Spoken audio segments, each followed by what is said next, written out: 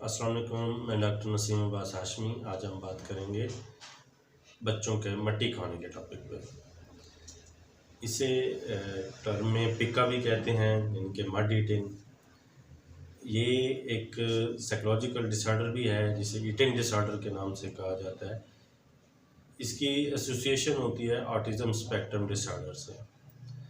اس میں بچہ کرتا کیا ہے کہ وہ ایسی چیزیں کھاتا ہے جو کھانے کے قابل نہیں ہوتی، جو ہماری خوراک کا حصہ نہیں ہوتی، جیسا کہ مٹی ہے، چونا ہے، ریت ہے، لکڑی، کاغذ۔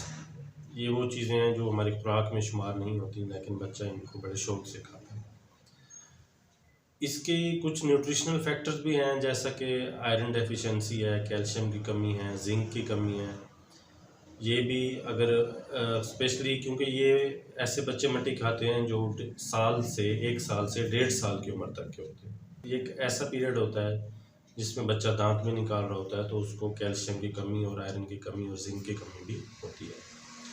تو اس کنڈیشن میں بچے کو ڈیزائر ہوتی ہے، کریونگ ہوتی ہے کہ وہ ایسی چیزیں زیادہ استعمال کریں۔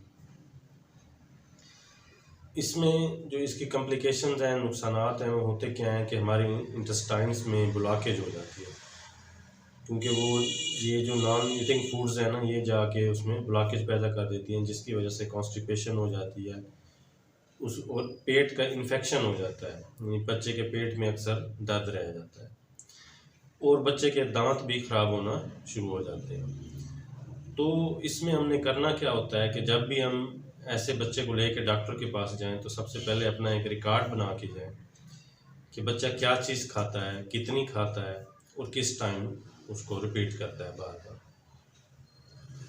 تو اس ریکارڈ سے یہ ہوگا کہ ٹریٹمنٹ میں آسانی پیدا ہو جاتی ہے۔ آپ ایک لسٹ بنا کے جائیں گے کہ کن جگہوں سے یہ چیزیں اٹھاتا ہے اور کس طرح کی لکڑی کھاتا ہے، چونا کھاتا ہے، مٹی کھاتا ہے یا ریت کھاتا ہے، یہ آپ نے لسٹ بنا کے جانی ہوتی ہے۔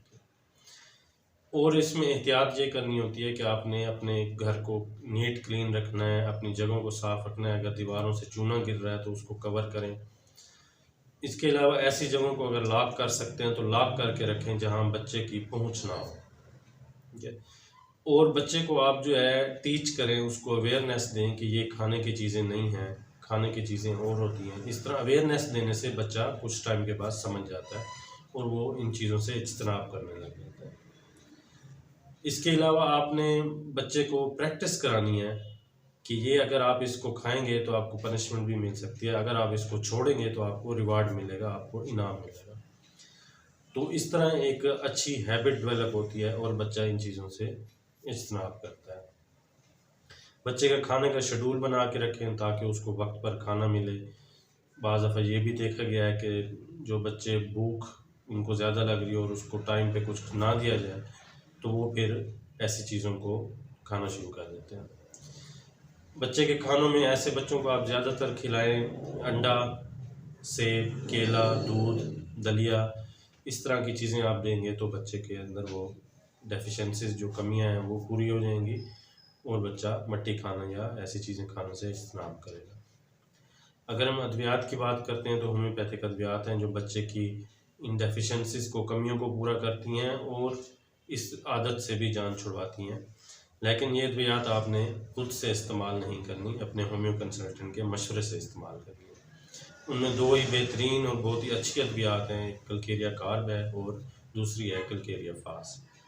یہ بہت اچھی میڈیسن ہے جو آپ استعمال کرا سکتے ہیں۔ بہت شکریہ، اللہ حافظ۔